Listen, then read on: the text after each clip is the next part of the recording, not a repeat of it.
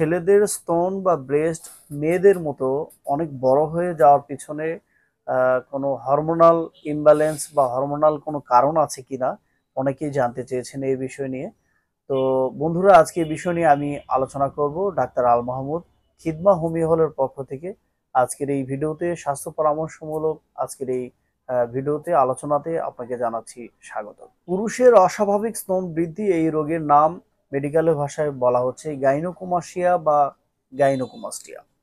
এই রোগের রোগী আগে এত বেশি দেখা দিত না, যা আমাদের চেম্বারে এখন অসংখ্য রোগীরা রয়েছে। প্রতিদিনই অসংখ্য গাইনোকোমাস্টিয়ার রোগী দেখছি, যেটি আগে এত বেশি এই রোগী দেখা যেত না। তো এই রোগের বেশ কিছু কারণ রয়েছে, তার মধ্যে একটি অন্যতম কারণ হচ্ছে হরমোনাল ইমব্যালেন্স। হরমোনাল ইমব্যালেন্সের কারণে এই রোগ আসলেই দেখা দেয়। হ্যাঁ, আপনি ঠিকই শুনেছেন যে হরমোনাল ইমব্যালেন্সের কারণে এই রোগ হয়ে থাকে। তো কোন হরমোনের কারণে এই রোগ হতে পারে?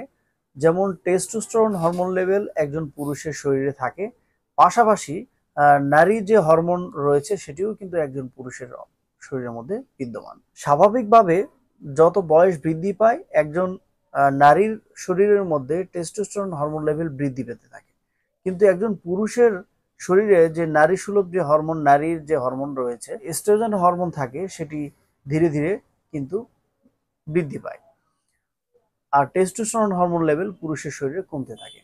সেই ক্ষেত্রে মোটামুটি 40-45 বছর বয়সে কিন্তু এই সমস্যা বেশি দেখা দিচ্ছে।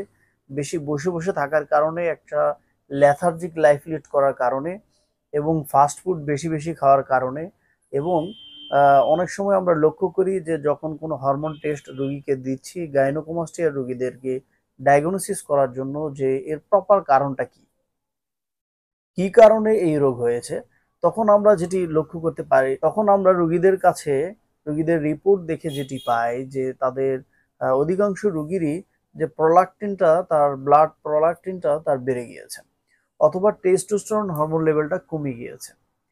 তো আসলে এই সমস্যার কারণে হয়। আবার থাইরয়েড হরমোনের সমস্যার কারণে, কারো হাইপার থাইরয়েড বা হাইপোথাইরয়েডের সমস্যার কারণে কিন্তু এই রোগ দেখা দেয়।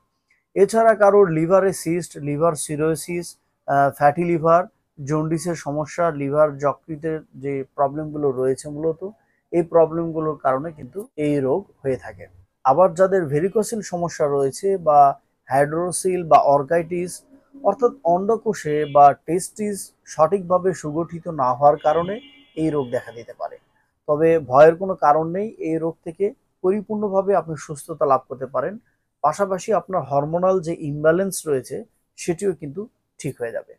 আর যখন হরমোনাল ইমব্যালেন্সের কারণে কোনো রোগীর গাইনোকোমাস্টিয়া রোগ হয়, তাদের শতকরা 90% রোগীর ক্ষেত্রে আমরা লক্ষ্য করি যে তারা তারা আসলে দাম্পত্য জীবনে অসুখী, বা তারা মিলামিশায় তাদের স্ত্রীদেরকে নির্দিষ্ট সময় যেটি পাওয়ার কথা সেটি টাইমিংয়ে তাদের একটা সমস্যা। তো এ থেকেও পরিত্রাণ পেতে পারেন হোমিওপ্যাথি চিকিৎসা নিন। হোমিওপ্যাথি চিকিৎসায় বিনা অপারেশনে গাইনোকোমাস্টিয়া থেকে আপনি সুস্থ হতে পারেন। পাশাপাশি আপনার যৌন দুর্বলতা এবং আপনার যেই কারণে মূলত গাইনোকোমাস্টিয়া রোগ হয়েছে সেটিও কিন্তু ঠিক হয়ে যাবে। সেই রোগ থেকেও কিন্তু আপনি সুস্থ হতে পারেন। আপনি ভালো থাকুন, সুস্থ থাকুন। গাইনোকোমাস্টিয়া থেকে অপারেশন মুক্তভাবে সুস্থ হয়ে সুস্থ স্বাভাবিক জীবনযাপন করুন, সেই প্রত্যাশায় বন্ধু আজকের মতো এখানেই বিদায় নিচ্ছি। আসসালামু আলাইকুম।